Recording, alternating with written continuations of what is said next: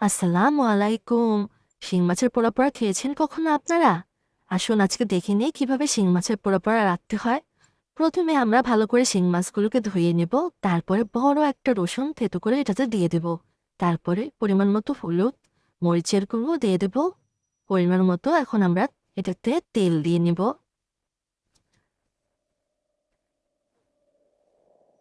তেল দেওয়ার পর লবণ দিয়ে নেব। লবণ দিয়ে আমরা ভালো মতো এটাকে মেখে নেব।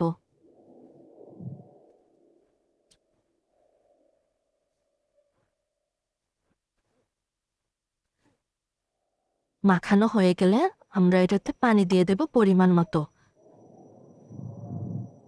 যতটুকু পানি লাগবে শুধু ততটুকুই দিতে হবে। বেশি দিলে কিন্তু আবার এটা ভালো হবে না। পরিমাণ মতো সবকিছুই সুন্দর হয়। পরিমাণের বেশি বা কম দিলে সব জিনিসই নষ্ট হয়ে যায়।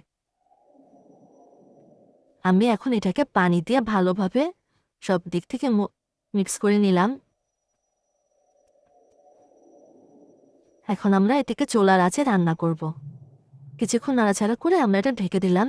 ঢাকার 15 মিনিট পরে আমরা এটা আবার ঢাকনা সরিয়ে ফেলবো। এখন এটা নাড়াচাড়া করে দিলাম। আমাদের রান্না কিন্তু প্রায় শেষের দিকে, কারণ আমরা 15 মিনিট এখানে ঢেকে রেখেছিলাম। 15 মিনিটে এটা রান্না হয়ে যায়। কিন্তু চুলার আঁচটা কিন্তু মিডিয়ামে রাখবেন, না হলে এটা ঝোলটা শুকিয়ে যাবে। ঝোলটা হালকা হালকা থাকতে থাকতেই আমরা এটা নামিয়ে ফেলবো। নামানোর আগে লেবু পাতা দিয়ে নেব। আমার চ্যানেলটাকে লাইক সাবস্ক্রাইব করে দেবেন। টাটা।